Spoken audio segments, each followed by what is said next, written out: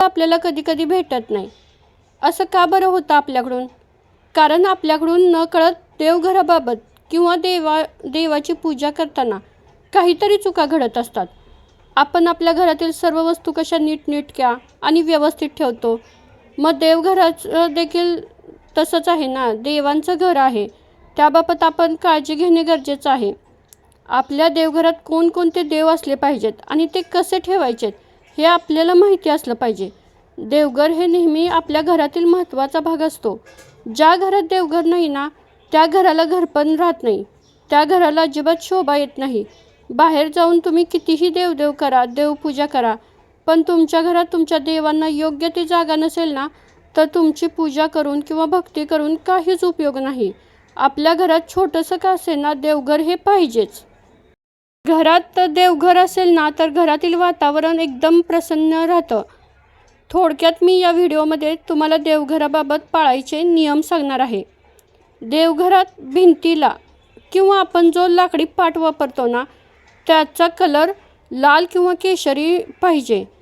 आपलं देवघर हे नेहमी स्वच्छ आणि प्रसन्न ठेवायचं आहे. देवघरावर अजिबात धूळ साचता कामा नये.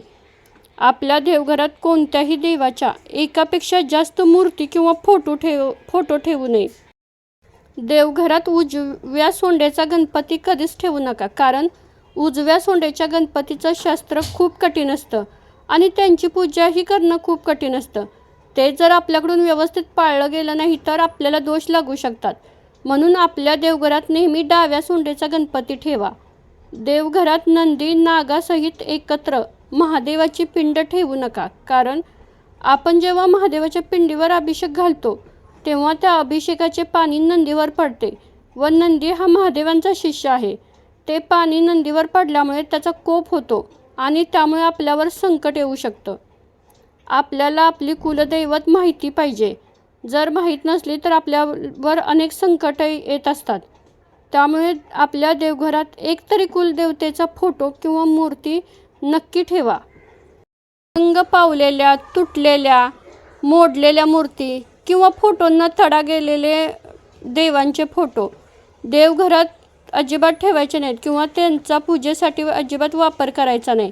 देवांच्या मूर्तींची तोंड किंवा फोटोंची तोंड दक्षिणेकडे कधीच करून ठेवायची नाहीत. आपण देवाला जी फुलं वाहतो ना, ते निर्माल्य बनते, ते पुन्हा परत देवासाठी वापरायचे नाहीत.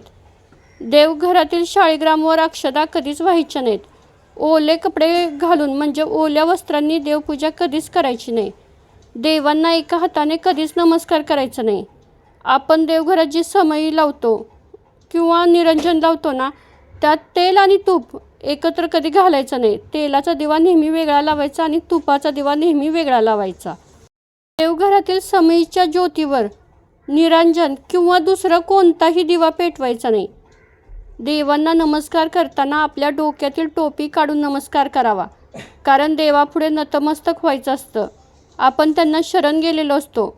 आपण देवघरात किंवा मंदिरात जी स्तोत्र म्हणतो किंवा मंत्र म्हणत असतो ती मोठ्या आवाजात म्हणायची, परंतु आपण ज्यावेळी देवांचा जप करतो, नामस्मरण करतो ना, त्यावेळी ते कधीही शांततेत करायचं. देवांना आपण जेव्हा गंध लावतो ना, तो गंध करंगळीच्या शेजारील बोटाने लावायचा आणि आपल्या पितरांना म्हणजे पूर्वजांना अंगठ्या शेजारील बोटाने गंध लावायचा. स्वतःला मधल्या बोटाने गंध लावायचा आणि इतरांना अंगठ्याने गंध लावा. आपण देवाला नैवेद्याचं पान किंवा ताट वाढत असतो, त्यामध्ये मीठ अजिबात वाढायचं नाही. त्याचप्रमाणे कांदा, लसूण, लिंबू देखील वाढू नये, कारण हे सर्व पदार्थ तामसी आहेत. तामसी पदार्थ देवांना चालत नाहीत. मारुती हा ब्रह्मचारी आहे, त्यामुळे त्यांची मूर्ती देवघरात कधीच ठेवायची नाही. त्यांची मूर्ती जर देवघरात ठेवली तर घरातील तिसऱ्या पिढीचा वंश खंडित होण्याची शक्यता असते. म्हणून मारुतीची मूर्ती देवघरात कधीच ठेवायची नाही. कोणी जरी आपल्याला भेट दिलेली असले, देव किंवा देवांचे फोटो किंवा सापडलेले देव तसेच बुडीत घराण्यातून आलेले देव आपल्या देवघरात अजिबात ठेवायचे नाहीत, कारण आपण त्या देवांची जी काही सेवा किंवा पूजा करतो ना, ती कधीच आपल्याला लागू पडत नाही. ती सर्व सेवा ज्यांचे देव आहेत ना, त्यांना लागू पडते. अशा प्रकारे देवघराचे काही महत्त्वाचे नियम होते, ते आपण पाळलेच पाहिजेत. असे काही नियम पाळल्याने आपल्या देवघरात प्रसन्न वाटतं आणि आपल्या घरात देखील शांतता राहते. आपल्या घरातील लोक नेहमी आनंदी राहतात. घरात नेहमी देवांचा आशीर्वाद असतो. आपल्या घरात नेहमी देवांचा वास असतो. देव आपल्या घरात वावरत असतात. त्यामुळे आपलं घर नेहमी सुंदर आणि खूप छान राहतं. श्री स्वामी समर्थ.